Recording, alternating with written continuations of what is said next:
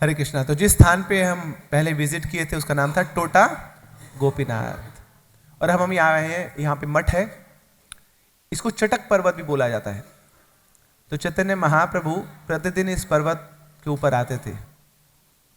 महाप्रभु राधा रानी के भाव में है, एक ही चीज को ढूंढते रहते हैं, ब्रज को और ब्रजवासियों को। उनके नेत्र हमेशा इन्हीं को ढूंढते रहते हैं। तो यहां पे पर्वत देखा तो पर्वत को क्या मान लिया, ये तो गोवर्धन है, साथ में समुद्र बह रहा है तो ये तो जमुना है, एक साथ में वंशी वट है, साथ में एक वृक्ष है तो ये वंशी वट है। तो इस प्रकार चैतन्य महाप्रभु हमेशा कृष्णमय थे, कृष्ण की चेतना लेके आए हुए थे, और उनके नेत्रों से हमेशा यही दृष्टि होती थी। तो यहाँ पे आए तो गोवर्धन के समान उसको मान लिया। तो जो स्थान है टोटा गोपीनाथ, टोटा मतलब बगीचा, तो यहाँ पर बगीचा भी है, यहाँ पर जमुना भी है, यहाँ पर वंशीवट भी है, यहाँ पर गोवर्धन भी है। यमुना तीरवन चारी जय कुंज विहार, तो कुंज विहारी भी होंगे, गोपीनाथ भी होंगे यहाँ पे। हाँ, तो गोपीनाथ भी विराजमान है इसी बगीचे के अंदर। तो इतना सुंदर वन है, ब्रज जैसा ही यहाँ पर आनंद है। तो यहाँ पर गोपीनाथ जी विराजमान है। तो गोपीनाथ जी का प्रणाम मंत्र बोलते हैं।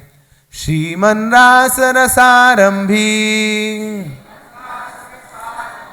वंशीवट तटस्थिता कर्षण वेणु स्वनेर गोपी गोपीनाथा श्रीस्तुना। तो ये जो विग्रह हैं गोपीनाथ जी के, बड़े ही अभिन्न हैं, बड़े ही अलग हैं, बड़े ही अद्भुत हैं। बाकी सब जगह देखेंगे आप तो ठाकुर जी खड़े हुए होते हैं, मगर ये पूरा केवल एकमात्र विग्रह है पूरे संसार में जो विग्रह बैठे हुए हैं। और साथ में श्रीमती जो राधा रानी होती हैं वो कौन से रंग की होती हैं? गोरंगी ना, गोरंगी, गौरंग की। मगर यहाँ पे श्रीमती राधा रानी के कौन से रंग में है? कृष्णमयी है वो, है ना। तो उनका जो शरीर का रंग है वो भी कृष्णमय है और उनकी चेतना भी कृष्णमयी है। तो साथ में ललिता देवी हैं, वो भी क्या कर रही हैं? वो भी कृष्णमयी हैं। तो भगवान रास नृत्य करते हैं गोपियों के साथ और बीच में उनको छोड़ के चले जाते हैं। अब उस विरह में गोपियां और श्रीमती राधा रानी का ऐसा हाल हो जाता है, वो ढूंढ रही हैं कृष्ण को, कृष्ण कहाँ है, कृष्ण कहाँ है। पेड़ पौधे से पूछ रही हैं, पशु पक्षियों से पूछ रही हैं कि कृष्ण कहाँ है, कृष्ण को देखा। तो इतनी कृष्णा कॉन्शियस हो जाती हैं, कृष्णमयी हो जाती हैं कि कृष्ण को अपने से दूर नहीं रख पा रही हैं। वो तो क्या करती हैं, खुद ही कृष्णमयी हो जाती हैं। तो उनका जो रंग है वो कृष्ण रंग हो जाता है, कृष्ण वर्ण हो जाता है। और ललिता देवी भगवान श्री कृष्ण की बांसुरी उठा लेती हैं, वो बजाने लग जाती हैं। और साथ में श्रीमती राधा रानी वो वीणा बनाने लग जाती हैं और ऐसे लग रहा है कि कृष्ण हमारे बीच में है। तो ये भाव रहता था गोपियों का, कभी भी कृष्ण से दूर नहीं होती थी। बेशक शारीरिक दृष्टिकोण से वो दूर है, फिजिकली सेपरेटेड है, मगर चेतना में हमेशा कृष्ण प्रवेश किए होते थे उनके। तो ये गोपीनाथ जी का विग्रह है। तो एक बार ये जो विग्रह है ये स्वयं ये विग्रह गदाधर पंडित के द्वारा पूजित विग्रह है। गदाधर पंडित कौन है? पंच तत्व में से एक हैं। जय श्री कृष्ण चैतन्य प्रभु नित्यानंद श्री अद्वैत गदाधर। तो गदाधर पंडित के द्वारा पूजित विग्रह है। तो बहुत हृदय से गदाधर पंडित इनकी सेवा करते थे, इनको भोग लगाते थे, इनको वस्त्र पहनाते थे। तो एक बार साक्षात नित्यानंद प्रभु यहाँ पर आ गए। उनको पता लगा कि बड़ा ही सुंदर विग्रह है गोपीनाथ जी का गदाधर पंडित के पास। तो जब पुरी आए तो उनकी बड़ी तीव्र इच्छा हुई कि मैं भी इनका दर्शन करूं। तो मंदिर में दर्शन करने तो गए, मगर पता लगा कि साथ में एक बहुत बड़े वैष्णव भी रहते हैं, संत भी रहते हैं, गदाधर पंडित।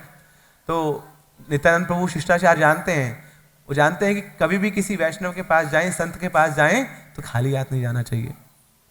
तो नित्यानंद प्रभु वस्त्र लेके आए और चावल लेके आए और गदाधर पंडित के पास आते हैं और आके बोलते हैं कि इन वस्त्रों को आप गोपीनाथ जी को पहनाओ और इन चावल का आप भोग बनाओ और गोपीनाथ जी को अर्पित करो। फिर नित्यानंद प्रभु बोलते हैं मुझे बहुत भूख लग रही है, मैं स्नान करके आता हूं, तब तक आप रेडी कर दो। अब खाली चावल खिलाएंगे क्या?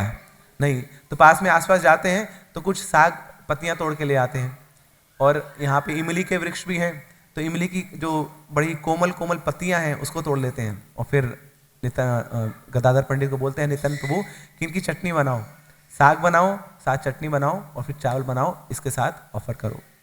तो पूरी फुल मील लंच मील तैयार है, और गदाधर पंडित सारा भोग बनाते हैं, नए वस्त्र पहनाते हैं गोपीनाथ जी को। और फिर इतने में जब वापस आते हैं गदाधर पंडित बोलते हैं बहुत भूख लग रही है, गदाधर पंडित ये जो कपाट है इसको बंद कर दो मंदिर के, ताकि कोई आ ना पाए। तो गदाधर पंडित बंद कर देते हैं।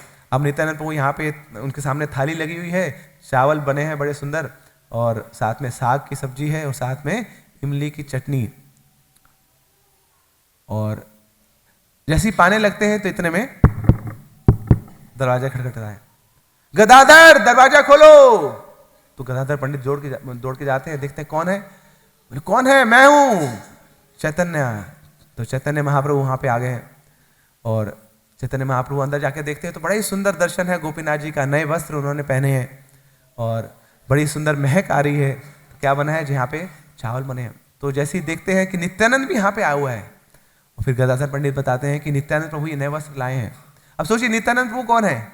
तो साक्षात बलराम जी हैं। उनको सारा आइडिया है कि मेरे भाई को, छोटे भाई को क्या पसंद है, क्या उसको अच्छा लगता है, क्या नहीं लगता। तो वही चावल लेके आए, 1 glass basmati rice double XL, है ना, और साथ में बड़े सुंदर सुंदर रेशमी वस्त्र लेके आए, पीताम्बरी वस्त्र लेके आए गोपीनाथ जी को पहनाने के लिए। तब चैतन्य महाप्रभु बोलते हैं कि देखो गदाधर, एक तो ये गोपीनाथ जी अपने आप में इतने सुंदर, उसके बाद इनका श्रृंगार इतना सुंदर, और उन कपड़ों से जो इनके बड़े भाई लेके आए हैं, ऊपर से ये चावल इतने सुंदर आपने बनाए हैं, और आपके हाथों के जो प्रेम का रस इसमें गया है इन चावलों में, तो इसके बाद तो ये बहुत ही आनंद में हो चुके हैं। तुम बेशक मुझे इनवाइट ना करो, मैं बिन बुलाए इन चावलों को खाऊंगा। इतने में नित्यानंद प्रभु बैठे हैं प्लेट लगा के, उन्होंने तो बोला था दरवाजा बंद करो। यहाँ पे चैतन्य महाप्रभु आ गए हैं, गौरांग महाप्रभु। तो नित्यानंद प्रभु बोलते हैं श्री कृष्ण चैतन्य आपको इनविटेशन नहीं है, नहीं सारा भोग मेरा है, मुझे पता है कितनी भूख लग रही है आपको, वो बहुत भूख लग रही है मुझे, आप निकल जाओ यहाँ से, है ना। तो इस प्रकार आदान प्रदान हो रहा है, बड़े प्रेम का आस्वादन हो रहा है। तो हमारे आचार्य बताते हैं कि जो स्थान है इसको कानन विहार स्थान भी बोला जाता है, क्योंकि यहाँ पे कानन विहार लीला हुई थी। कानन मतलब वन, एक बगीचे में विहार हो रहा है, आनंद हो रहा है भगवान और उनके भक्तों के बीच में। तो फाइनली जाके फिर नित्यानंद प्रभु स्वीकार करते हैं कि महाप्रभु आए हैं, उनके साथ भोजन स्वीकार करते हैं जो गदाधर पंडित ने बनाया है।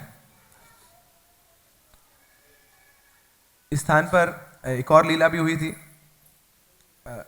महाप्रभु के समय में बड़ी उल्लेखनीय यहाँ पर उल्लेखनीय लीलाएं होती थी। चैतन्य महाप्रभु हर रोज यहाँ पे आते थे।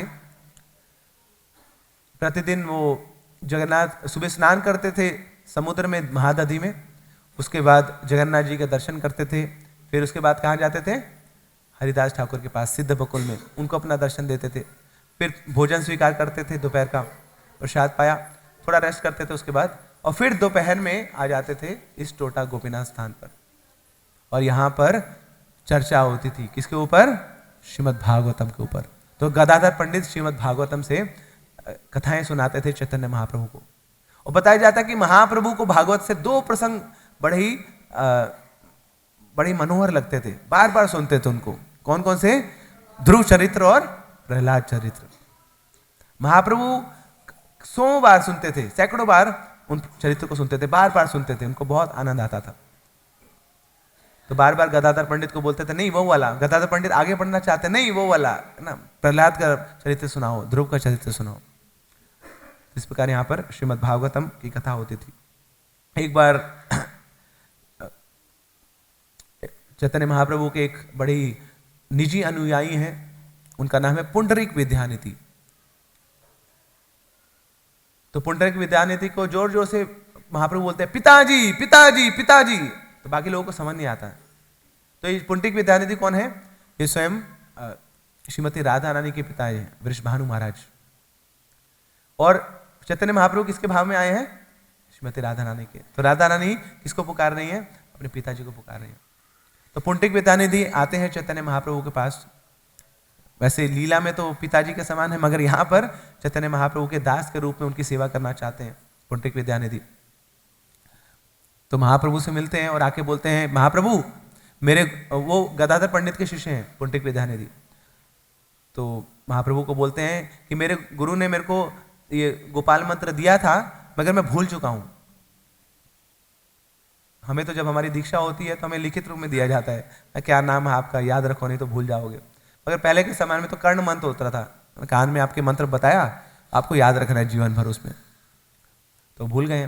तो आके महाप्रभु से पूछते हैं कि मुझे वो गोपाल मंत्र बता दीजिए। तो महाप्रभु बोलते हैं, मुझसे क्यों पूछ रहे हो, मैं आपका गुरु नहीं हूं।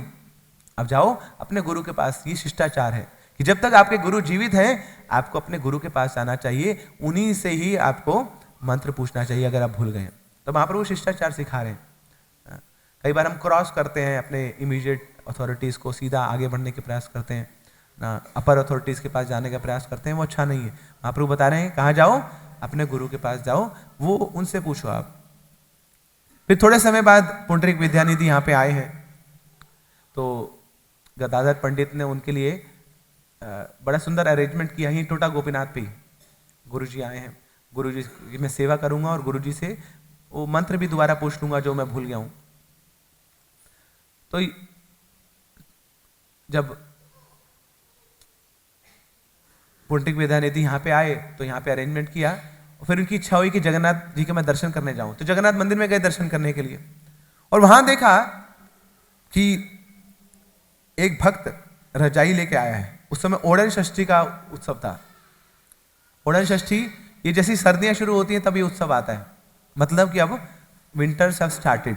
तब जगन्नाथ जी को ना थोड़े विंटर क्लोथ्स पहनाए जाएंगे, उनको रजाइयाँ दी जाएंगी ना, थोड़े मफलर पहनाए जाएंगे, टोपियाँ पहनाई जाएंगी। ठंडी हो गई, खांस रहे हैं आप सब लोग, तो बहुत ज़्यादा ठंडी हो गई है।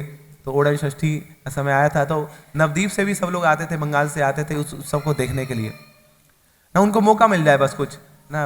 अब जगन्नाथ जी का ये उत्सव है, ये जगन्नाथ जी का ये उत्सव है, तो मौके ढूंढते रहते थे। तो बंगाल से उड़ीसा आते थे, जगन्नाथपुरी आते थे। तो पुंडरीक विद्यानिधि ने भी देखा उत्सव ओणन षष्ठी का, तो वहां जगन्नाथ जी को रजाई ऑफर कर रहे हैं। और क्या किया, कोई नियम कानून नहीं, कोई शुद्धि अशुद्धि नहीं, सीधा रजाई उठा के जगन्नाथ जी के ऊपर रख दी। तो पुंडरीक विद्यानिधि बोलते हैं ये क्या तरीका है, रजाई पे तो माड़ लगी हुई है, उस पर स्टार्च लगा होता है, तो उसमें शुरुआत में धोया जाता है उसको, या उसके कवर को धोया जाता है। ये क्या सीधा, कोई शुद्धि नहीं, कोई अशुद्धि नहीं। तो पुंडरीक विद्यानिधि स्वरूप दामोदर को कंप्लेंट करते हैं कि ऐसा कैसे। तो स्वरूप दामोदर बताते हैं, देखो ये रजाई किसको ऑफर हो रही है, जगन्नाथ को, जगन्नाथ को। और उनके लिए क्या शुद्धि क्या अशुद्धि, और ये तो सब उनके पंडे हैं, उनके भक्त हैं, जो वो उनको दे रहे हैं उनको स्वीकार कर लें। तो पुंडरीक विद्यानिधि बोलते हैं हाँ ये तो ठीक है, मुझे समझ आ गया कि जगन्नाथ जी हैं वो सब स्वीकार कर लेते हैं, मगर जो उनके पंडे हैं उनके हाथ तो अब अशुद्ध हो गए ना, वो तो मुची हो गए इस माड़ को हाथ लगा के। अब वो आपस में एक दूसरे को टच करेंगे, जगन्नाथ जी की सेवा करेंगे, तो वो तो अशुद्ध हो गए, उनको तो ध्यान देना चाहिए। तो इस प्रकार ये चर्चा चल रही है पुंडरीक विद्यानिधि की। और फिर उनको उत्तर नहीं मिला तो वापस आ जाते हैं टोटा गोपीनाथ पे। अब रात को शयन कर रहे हैं, और जब शयन कर रहे हैं तो रात को जगन्नाथ जी आते हैं पुंडरीक विद्यानिधि के सपने में, और सीधा छाती पे चढ़ जाता है, एक थप्पड़ मारता है उनको जोर के, एक इस गाल पे एक इस गाल पे, और गाल ऐसे फूल गए उनके।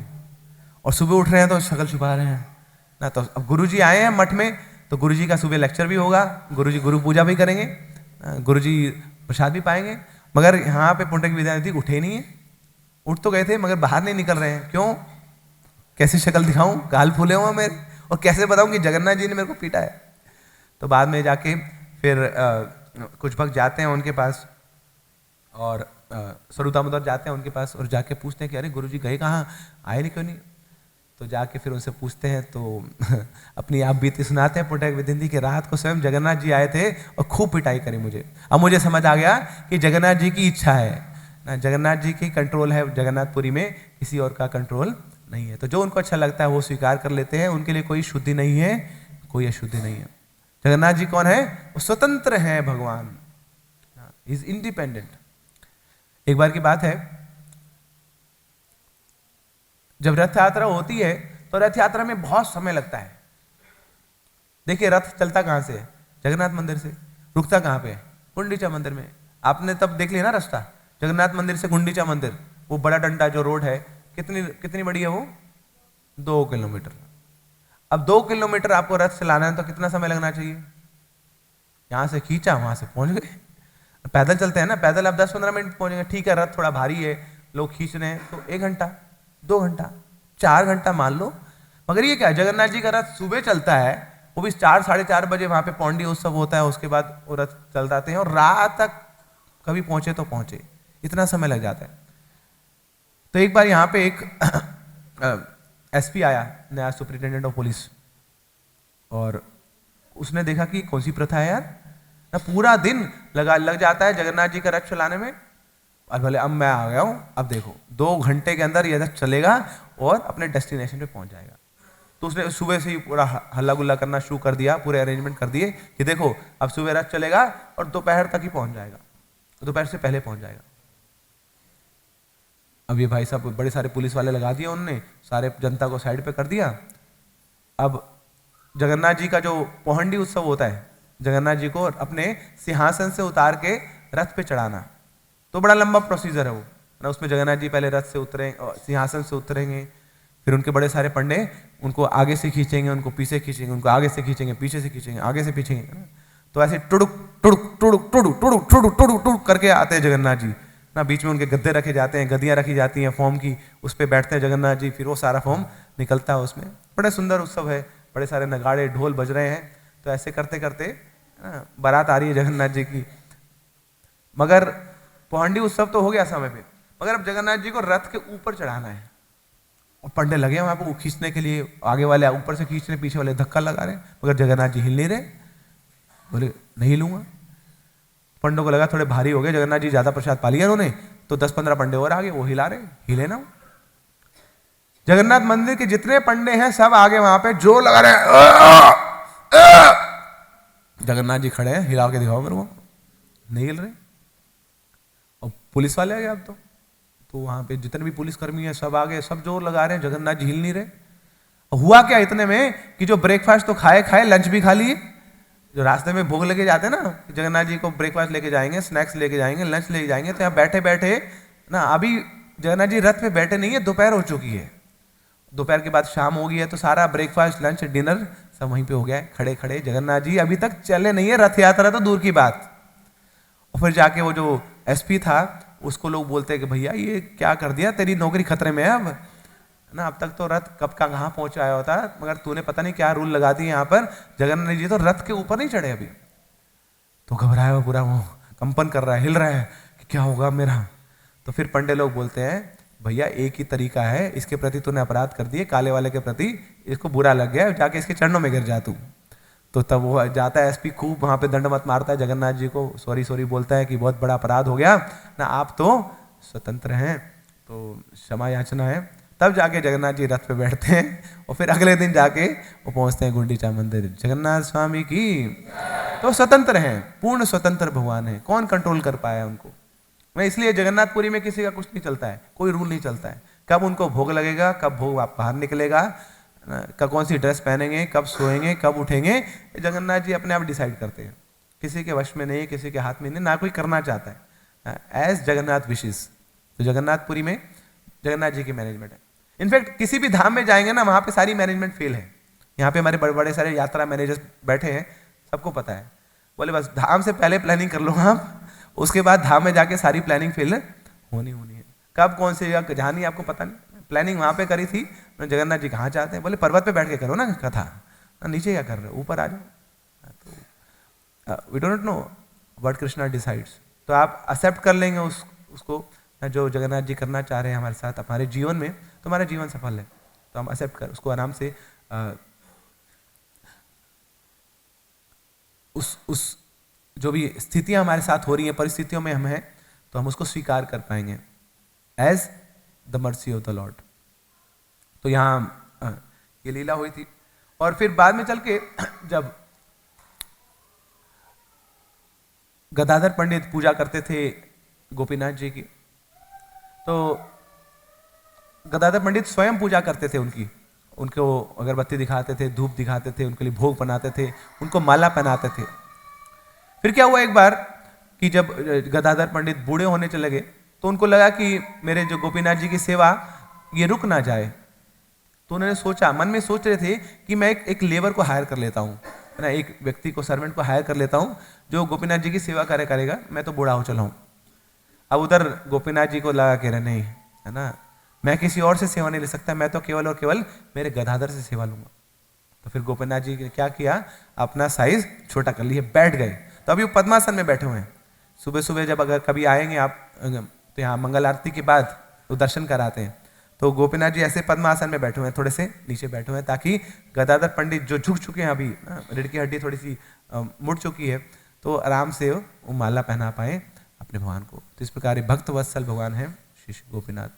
और बाद में बताया जाता है कि जब चैतन्य महाप्रभु की लीला समाप्त होगी, उनकी लीला पूर्ण हो गई, तो फिर चैतन्य महाप्रभु गोपीनाथ जी के विग्रह में ही प्रवेश कर गए ना। तो स्वयं चैतन्य महाप्रभु ही इस विग्रह में है।